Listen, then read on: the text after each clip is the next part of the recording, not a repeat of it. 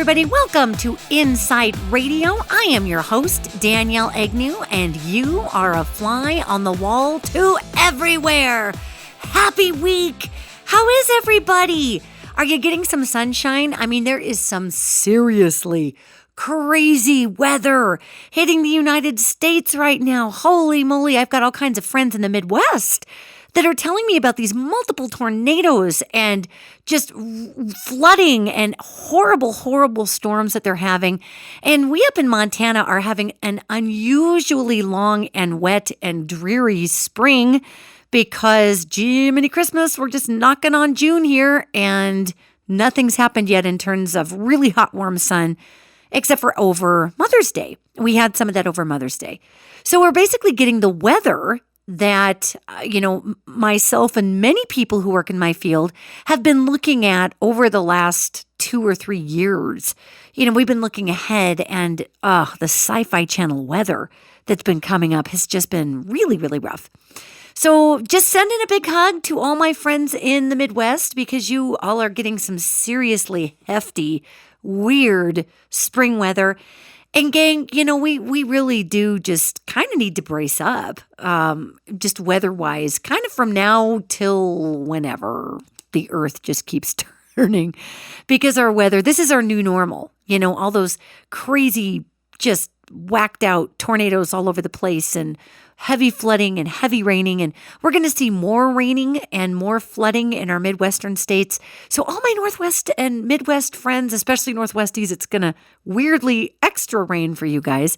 Yet I don't see the flooding that we're going to be getting in the Midwest. So Midwesties, just, make sure that you have access to clean water, okay? Because we're going to be getting some water contamination issues as the flooding continues and washes all the toxins and the nitrates and whatnot into the aquifers and the drinking water. And I'm not trying to frighten anybody. I'm just saying, just have some drinking water available. Make sure that you've got some in storage and just make sure that you've got, the availability to kind of go Old West with the weather, camp indoors.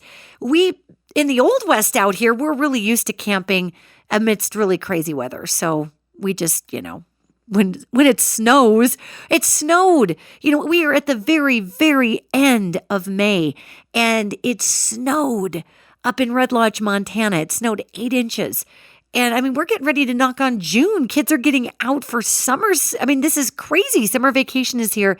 Yet this is our new normal, everybody, for our weather. So just FYI, this is what we can be looking forward to. Good times, good times.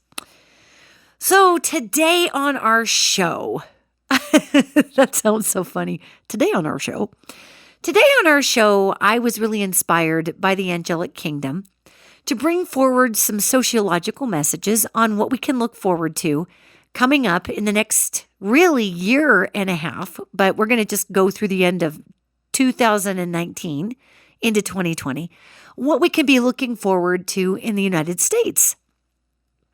And many of you have been seeing, roughly 200,000 different political candidates arising.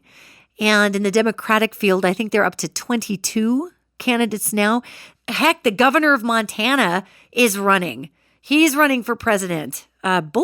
Steve Bullock. So, everybody's got their hat in the ring.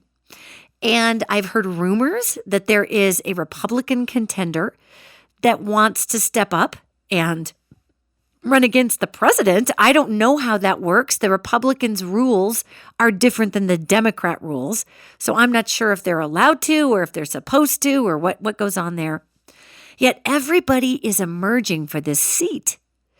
And, it's easy to criticize folks who want to step up and run for president and say, oh, they're just looking for power, or, oh, that's low-hanging fruit because look at our current presidency and the mess it's in. Or some people think it's not a mess. Some people think it's doing great.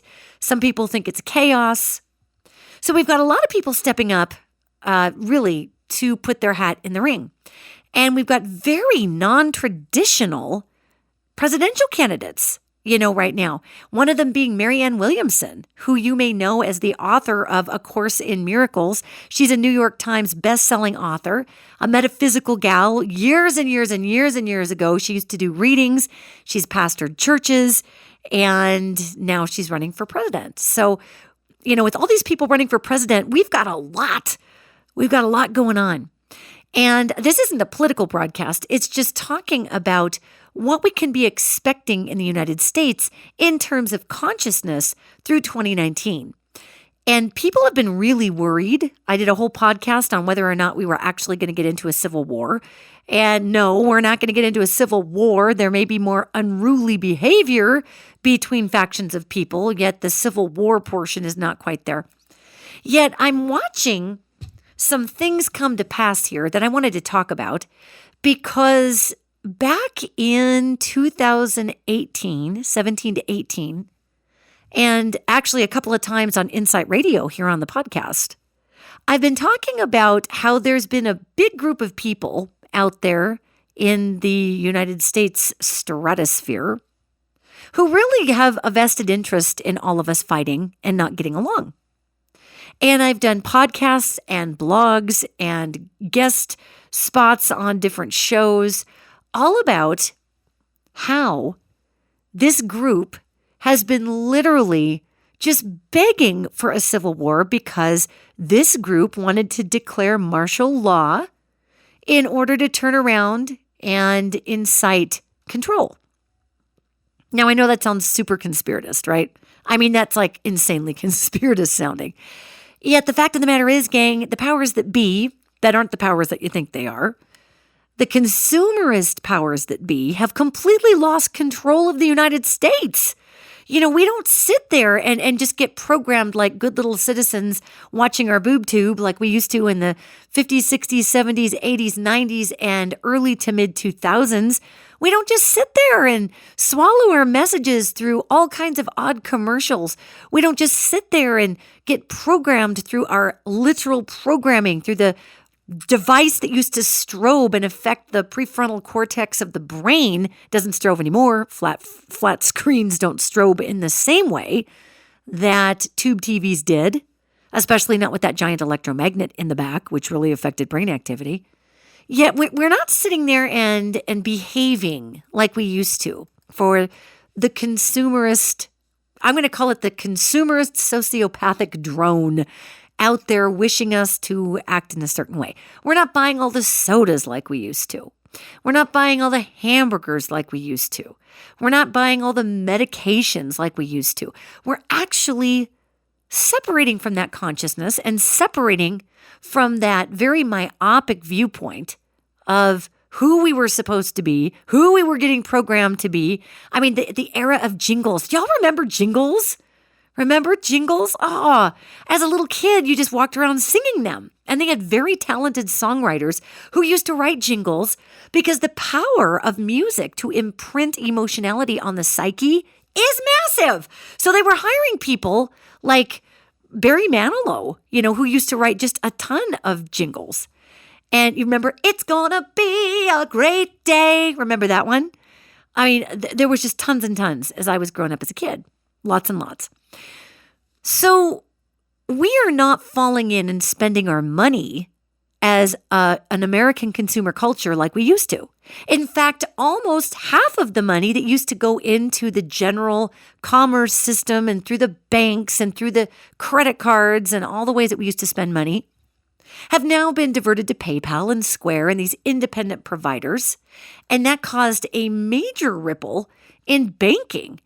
I mean, when you look at massive major banks that are struggling all over the place, big credit card companies that are trying to merge, that are promising people bonuses and cutting them out. I mean, this is a mass evolution in consciousness for the United States of America. Now look, before you say, Danielle, how can you say that? Because we're still building a wall and there's still people that believe that anybody who does not have perfectly white skin should not live in America.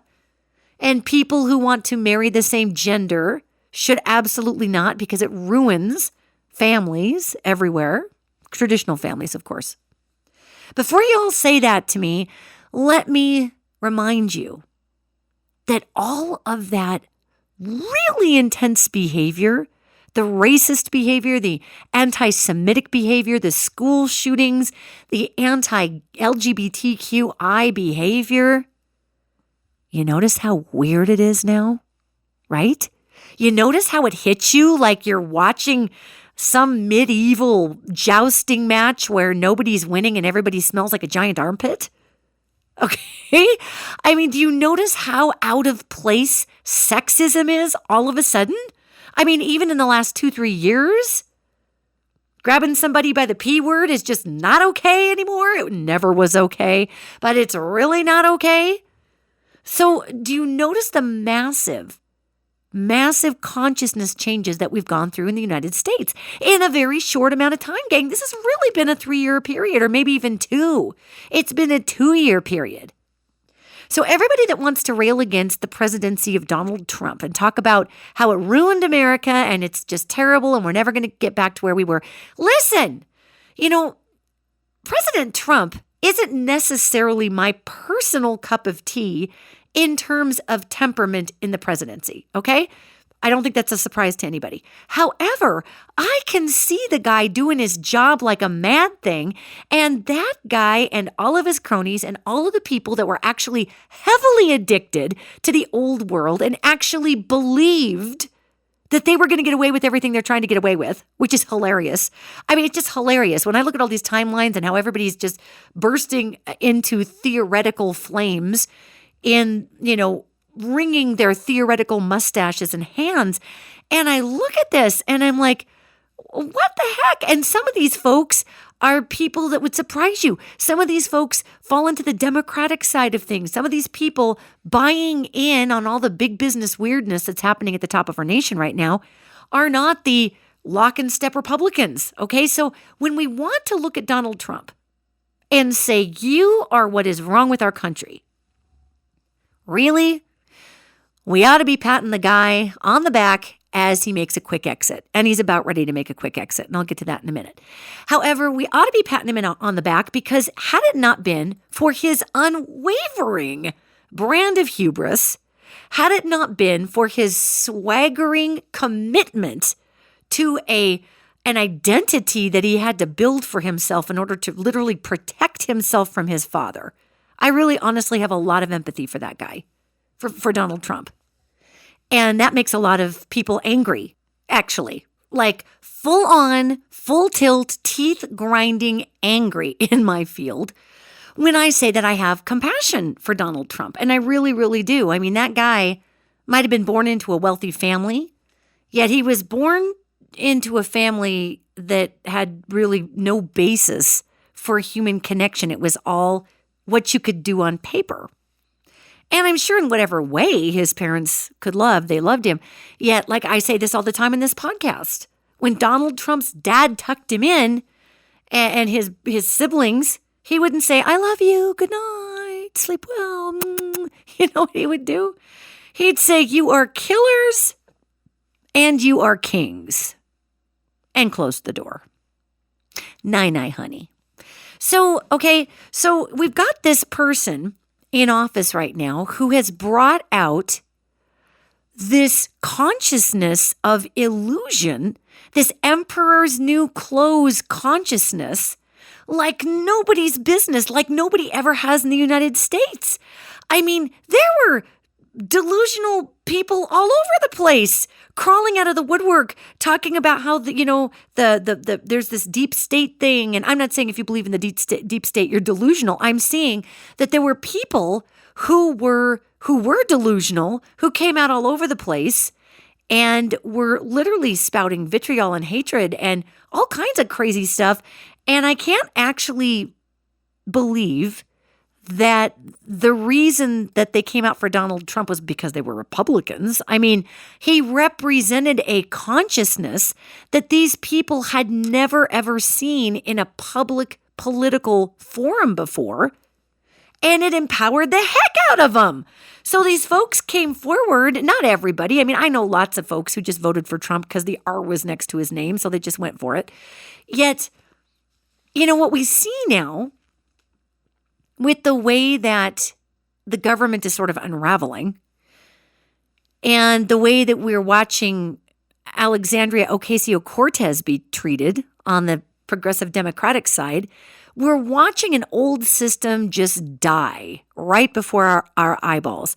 And the fact that all of these cronies of Donald Trump's and Mitch McConnell, and I mean, Mitch McConnell actually has way deeper roots than old Don. Don just kind of surfed in there on a lark.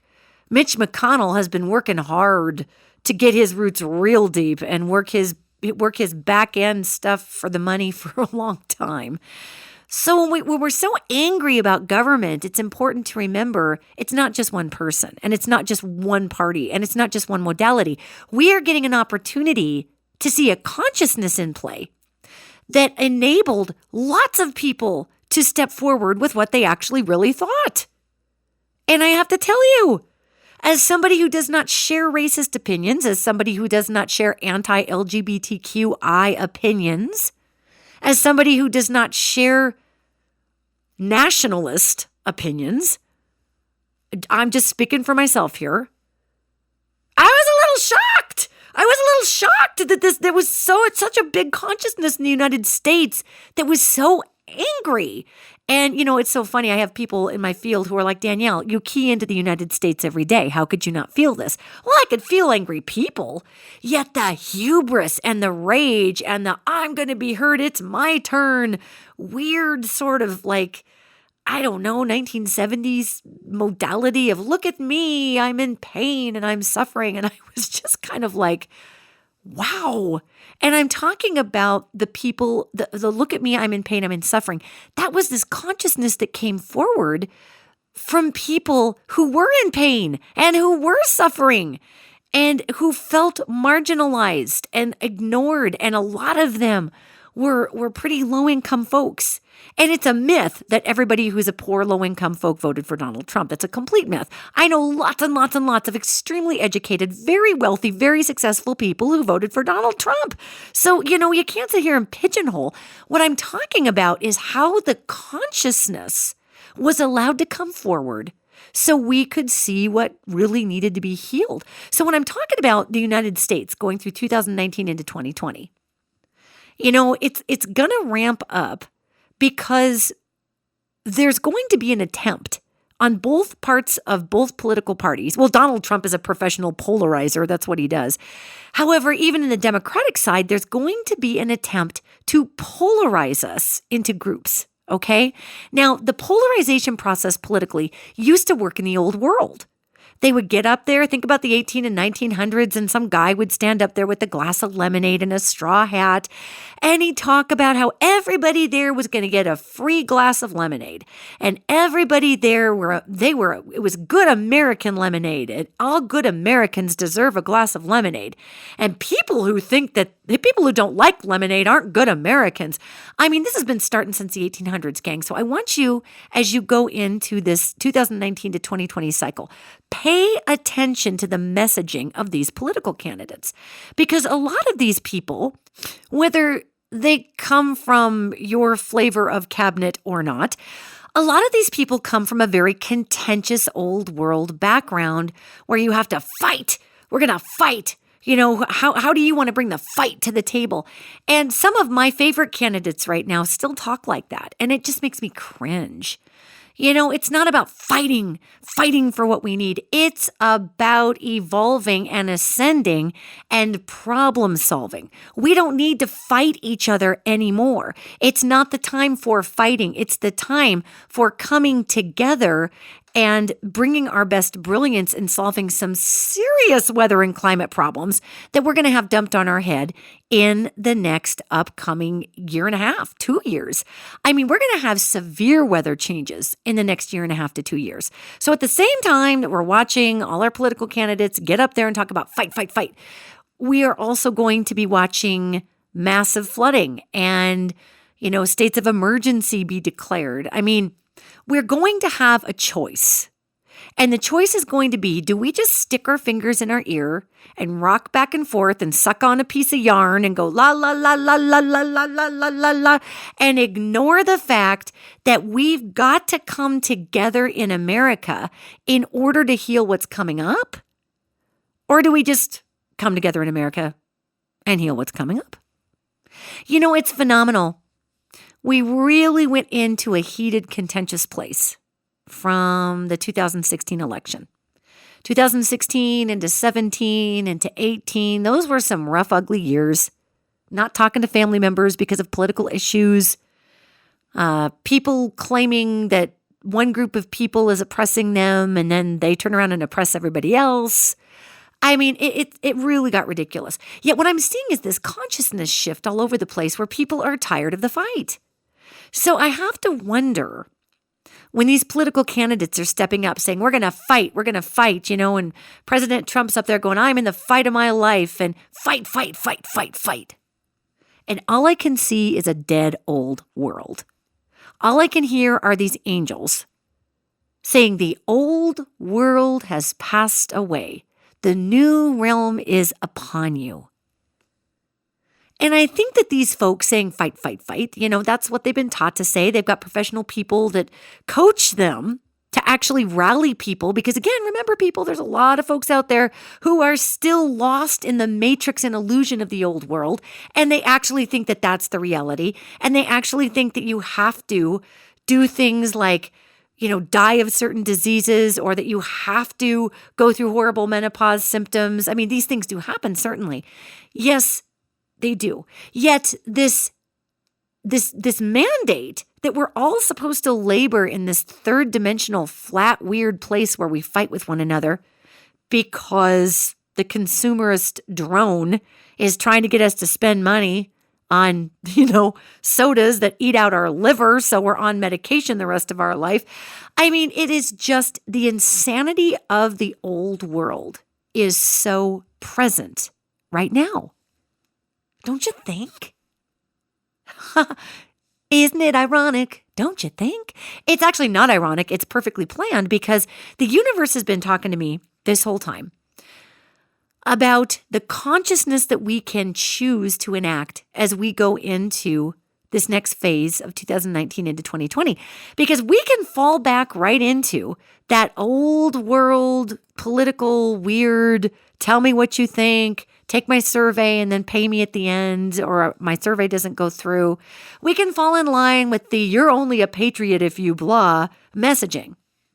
Or we can step back and watch how weird this is and bring in new world ideas.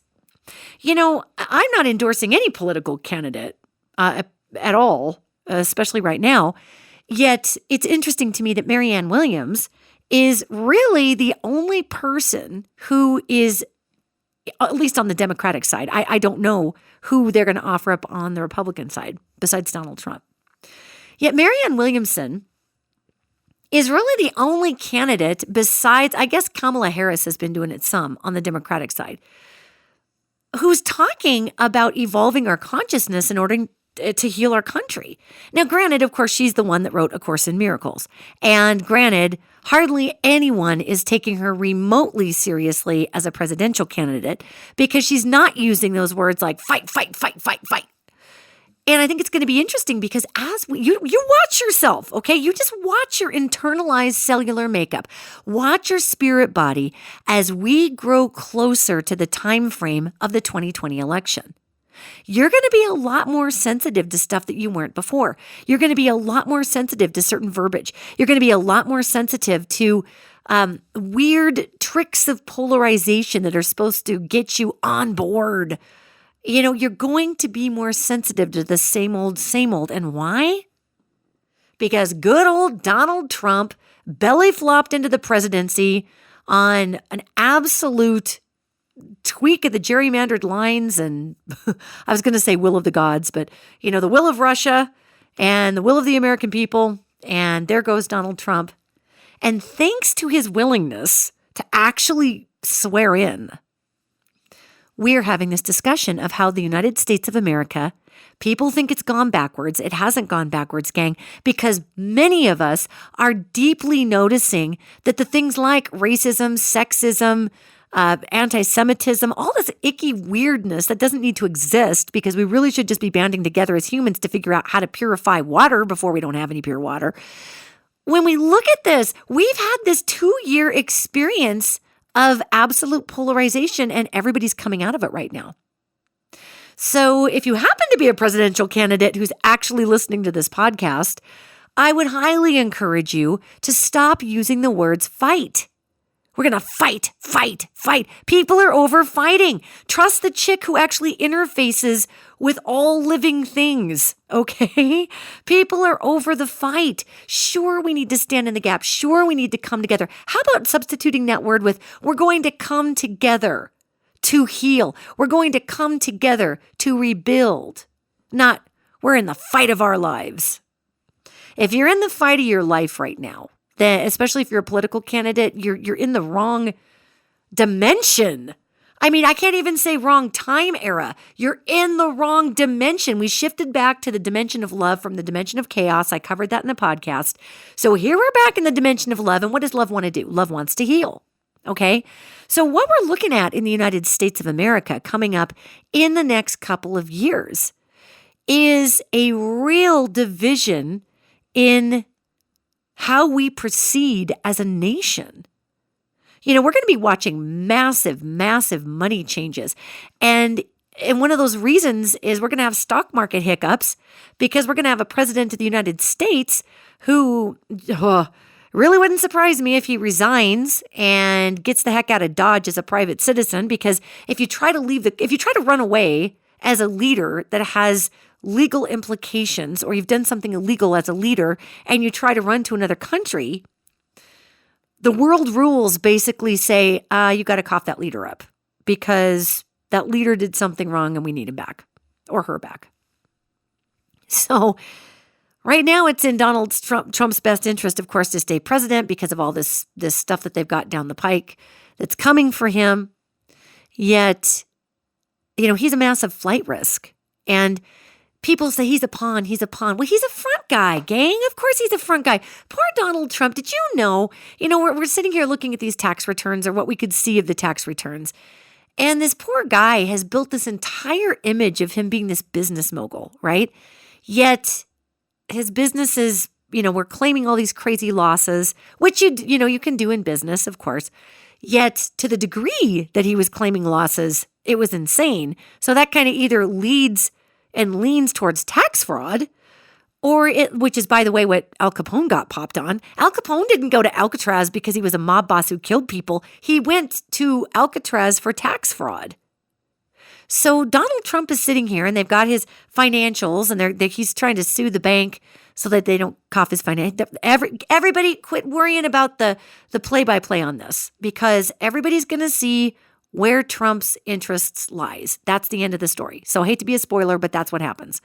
So all of this information comes forward, and we're going to see a really weird turn of events in his money. It's like, where's all this mystery money coming from? And, at one time he was claiming to have massive losses in certain areas and then claiming to make massive interest in other areas, yet where the interest was and the losses didn't match up. So, I just sit here looking at Donald Trump and I think of his dad poking his head in, saying, "You are killers and you are kings. Flick the light off, close the door." God. And Donald Trump is not an only child, so he's got siblings. Yet he was the one that got to front the Trump dynasty. And I really believe, as I feel, and this is just my psychic take on all of this, obviously. This whole podcast is my psychic take on all of this. Yet when I look into the ethers and I look between the pieces and I look at this money, because money has a vibration. When you hear that saying, follow the money? Oh, gang. No, seriously, if you're wired like me, you want to follow the money. Because if you follow the money, you're going to find the vibration that is attached to the money and why the money was spent. No kidding. Money is the energy of money is the biggest tell in the world because it goes through so many people's intentions. Think about it. You can't spend money without an intention behind it. Okay? So, not just follow the money trail, follow the money energy. And when I feel into the Trump dynasty, what I realize is old Donnie Trump, poor little dyslexic Donald, who I don't know if he's technically dyslexic, but when I look into how he reads things and he switches words around, it's phenomenal that guy has faked it till he made it to the point that he did, honestly. And I think he had to do that as a means of surviving underneath of his father, who, that I can see through Donald Trump's memories. He loves his dad, yet, wow, not a lot of puffy there, okay? So I see all this money, and I basically see Donald Trump's whole empire, his whole business, looks like a money laundering and operation for his dad. It looks like a tax shelter for his father the whole time. And so here you've got this young man who's trying to earn favor with his father, and his father recognizes that Donald Trump, out of all of the siblings, has some kinks in his armor that maybe the other kids didn't, and was definitely seeking approval, and would definitely fall in line to whatever dad wanted. And dad has a ton of money. So dad needs to launder some of that money out so it doesn't go into, taxable income. And so Donald Trump, his patsy, he's a patsy for all of this old laundered, weird, hidden money. That's what it looks like to me. And I look at this and I think, geez, that's all he could do was just play the big boss, play the role of the big boss. It's almost like dad said, look, son, you're never going to go anywhere. I need to launder a bunch of money. I need to run it through tax shelters. I need to do something here to really make sure that nobody knows exactly where my resources are. So I need you to be in on this with me. And you call it Trump dynasties, and I'm just going to live my life. And in the meantime, Donald Trump got to play up his brand in the 80s. And in the 80s, we were so stupid. Oh, God. Well, I think in the 80s, a lot of people were really high on coke and sex. And hairspray. Lord, I had big hair in the 80s. Oh, my.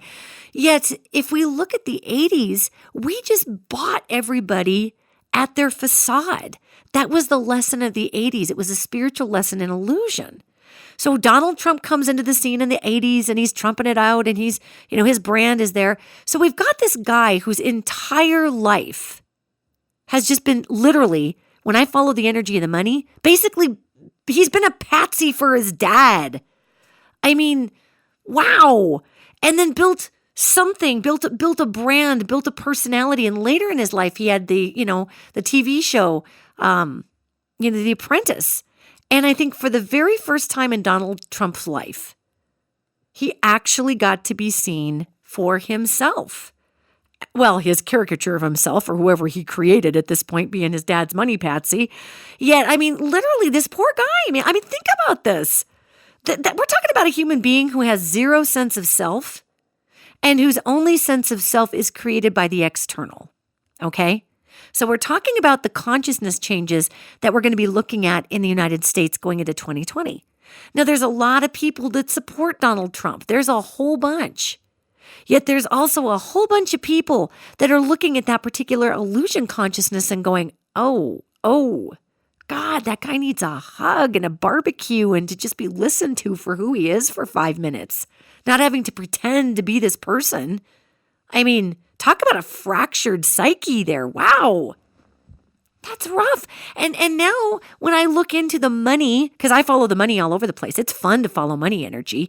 I follow all this money energy coming in from Russia into the United States, all this money energy that's flooding into Kentucky.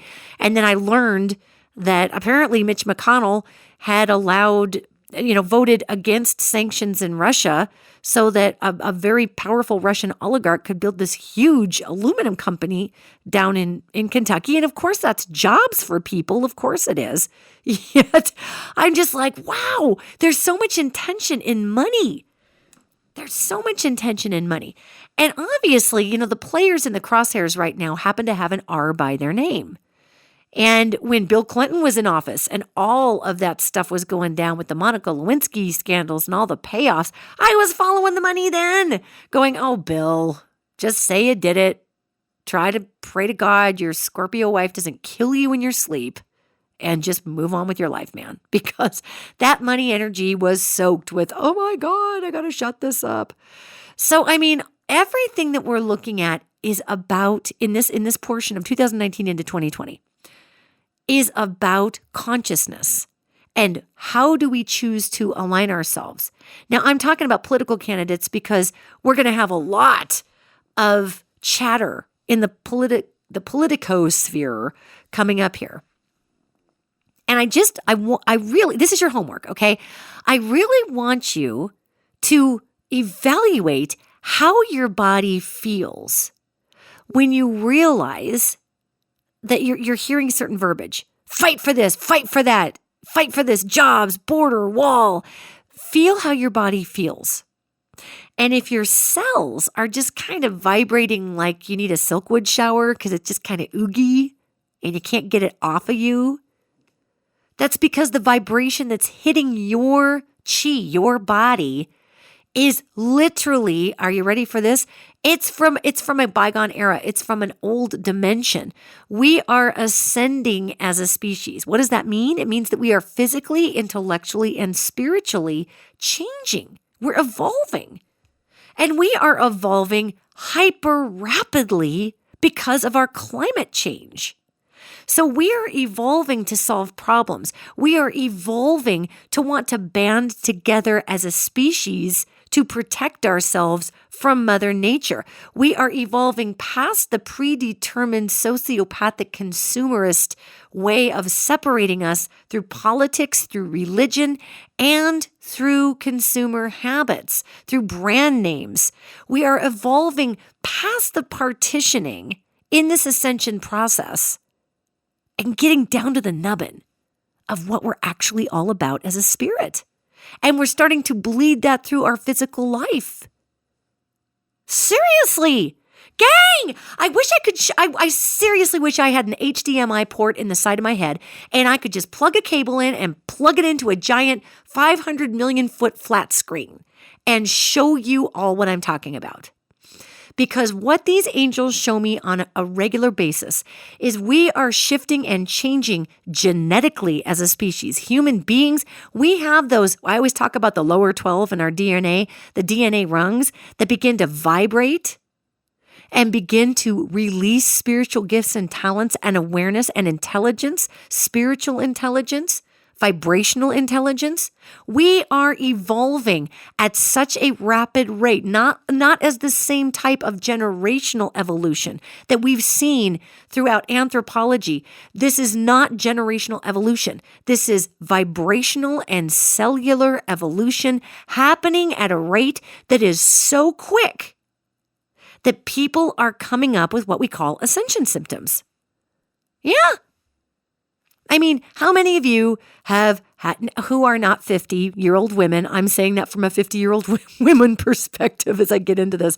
However, how many of you out there have had weird sleeping patterns, have felt foggy-headed, have felt like you were caught between two worlds? Have you woken up and actually had that weird sensation of, God, I don't think any of this is real. Is this real?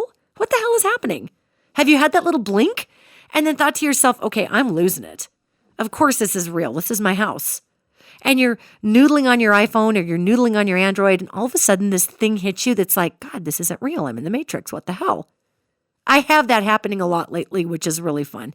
And it's an indicator that there is a bigger separation between the old world vibration of fear, limitation, and hubris and anger and rage.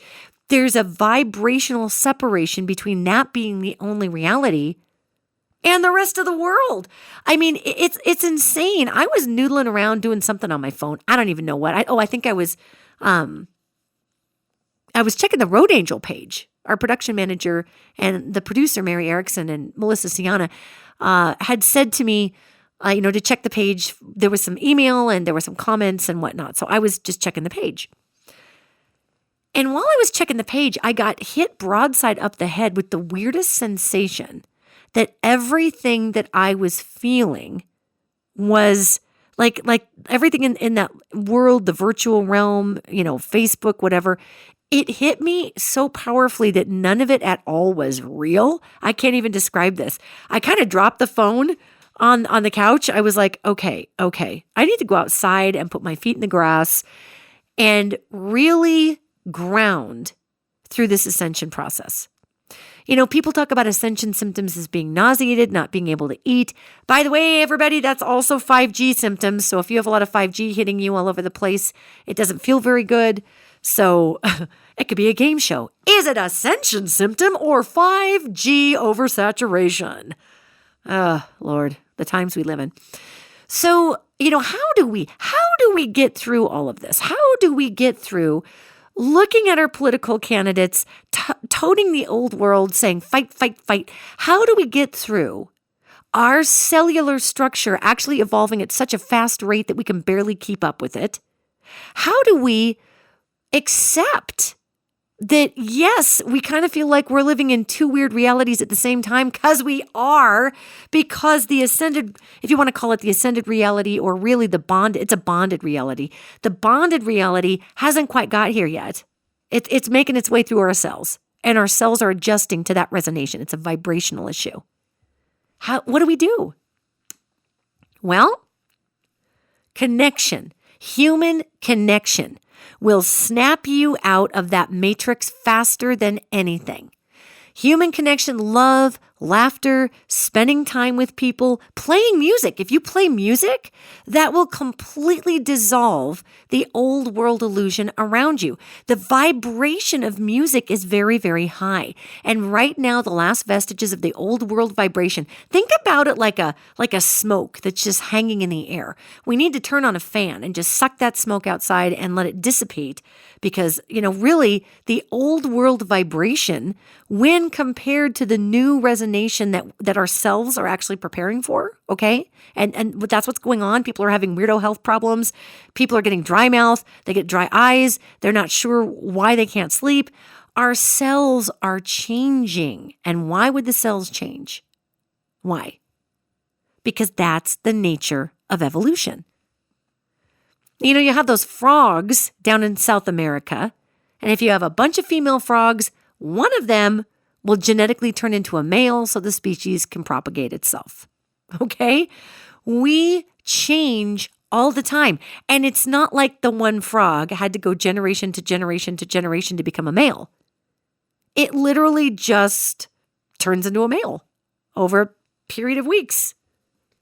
So, yes, our genetics are prone to instantaneous shifting because everything is attached to the quantum field. The consciousness is raising. Love is coming forward. We don't want to fight, fight, fight. We want to heal, heal, heal. We want to evolve, evolve, evolve. We don't want to go after a president of the United States because we want his head on a stake. We want to root out lawlessness that is driven by big money, that we have allowed as a nation to take precedent.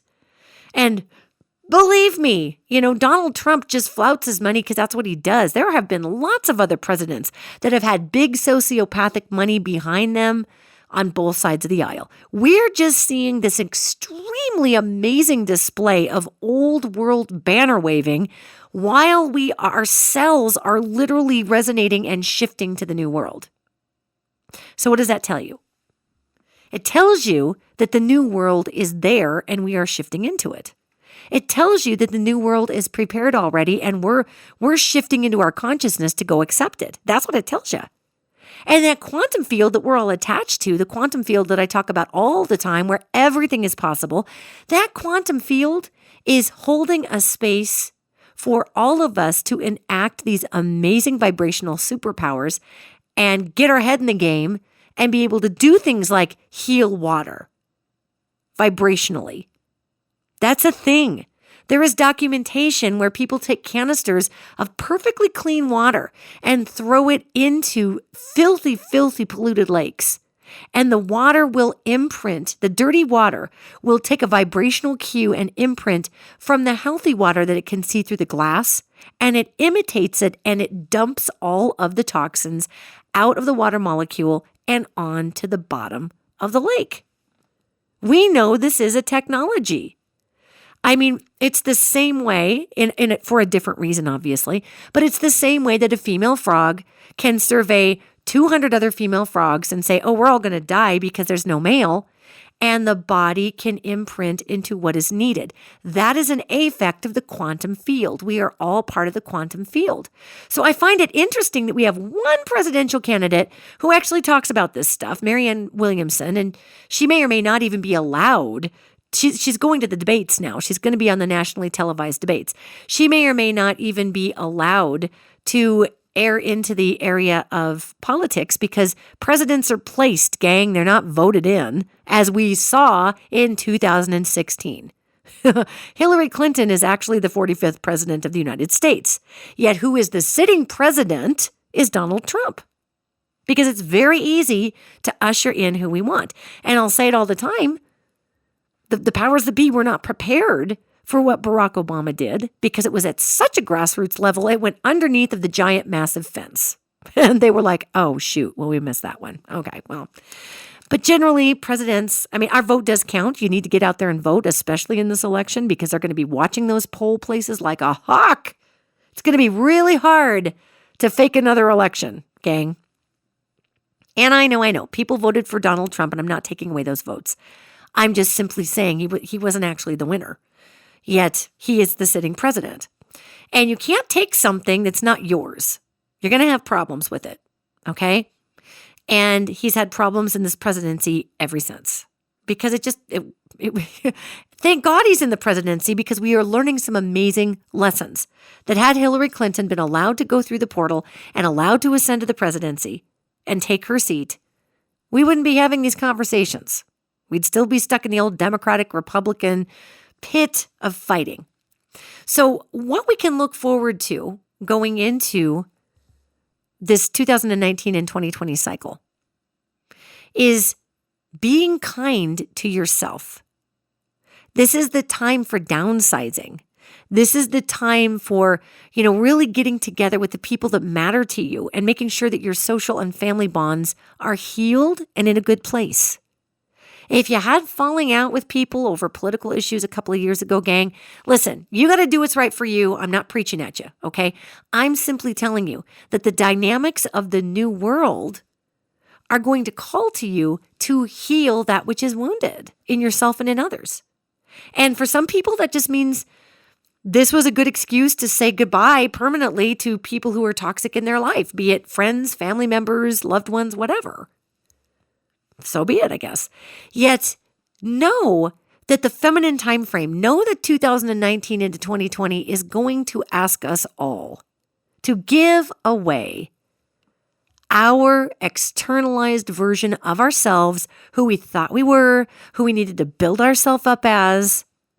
This time frame is going to ask us to give it away, to come out with every single superpower you actually know you have and you've been talking yourself out of having. That's what this time frame is all about. And connecting with people, connecting with nature, connecting with something that is purposeful outside of the needs of the self.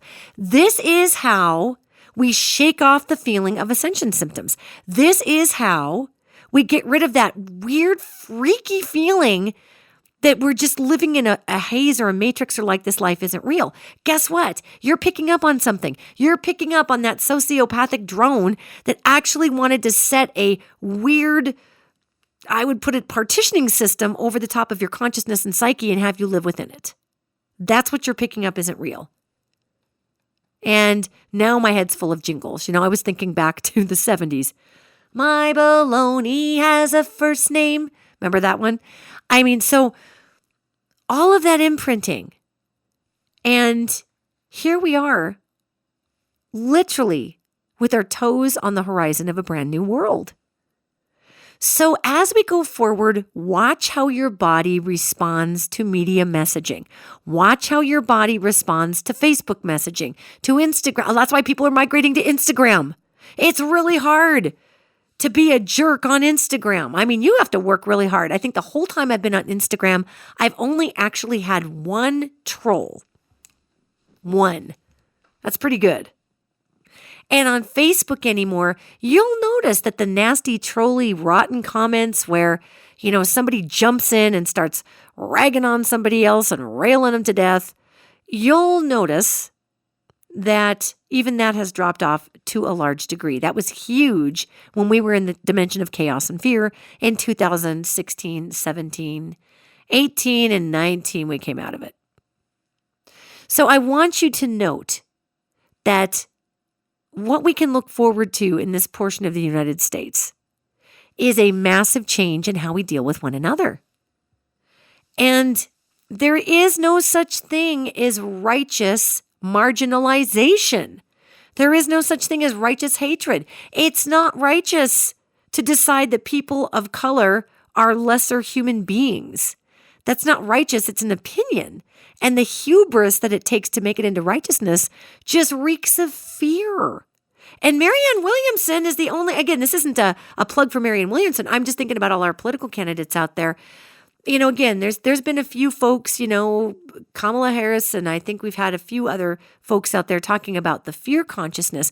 But Marianne Williamson works in spiritual physics, so she calls it right out. Now, do I think Marianne's going to make it to the presidency? Well, I think that'd be super cool if she did. I'm guessing that's probably not going to happen because I'm not sure that's her role.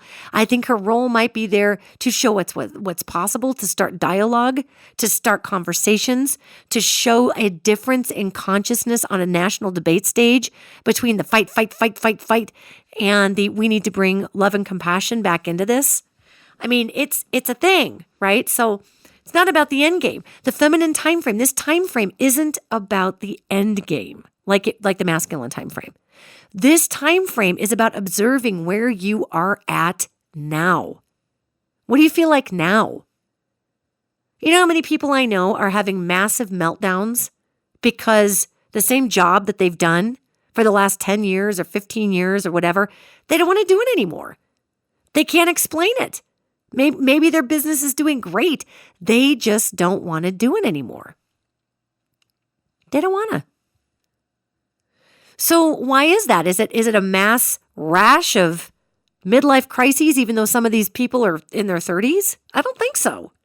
That is cellular resonant evolution. This is the time frame of love. And remember, as you're going through this time period, one of my favorite things to say when I personally encounter old programming in myself, I mean, I came from the old world. I'm 50 years old. I came from the old world. And when I encounter fear and judgment, when I encounter weird little needs to polarize something so I understand it, when I get those little tiny crispy nuggets that rear up in the cereal of my consciousness and my teeth crack on them as I'm chewing my own thoughts, when that happens, I literally say out loud, I stop what I'm doing. It's a cue that vibrates. I can feel it in my body. I can feel, it doesn't happen super often, but I'm a human being and it does come up.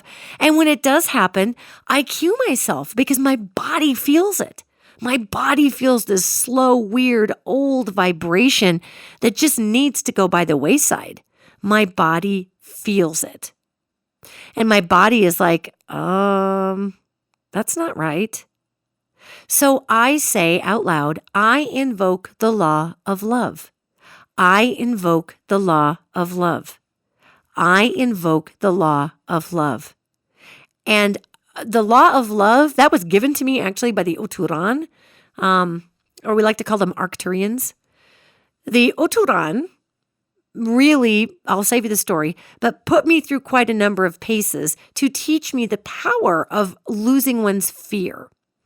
And that's kind of the Yoda trick too. You got to put the fear aside. I invoke the law of love means that love comes in. I put love first. Love will handle it. Love will handle the situation, and love will take care of it. In order to do that, I've got to have the F word. I have to have some faith that the vibration of love actually is the most powerful thing in the universe, and it is. And obviously, gang, obviously, I can hear people in the future, actually, I'm hearing in the future, listening to this podcast going, oh my goodness, so somebody's mugging you and beating you in the face and taking your purse and you're supposed to just stand there and say, I invoke the law of love. That's not what I'm talking about, people. You know that. I'm talking about when we get into a place of buying in to the encoded fear in our cells, and it is encoded in our cells for generations. We have biological fear and psychological fear.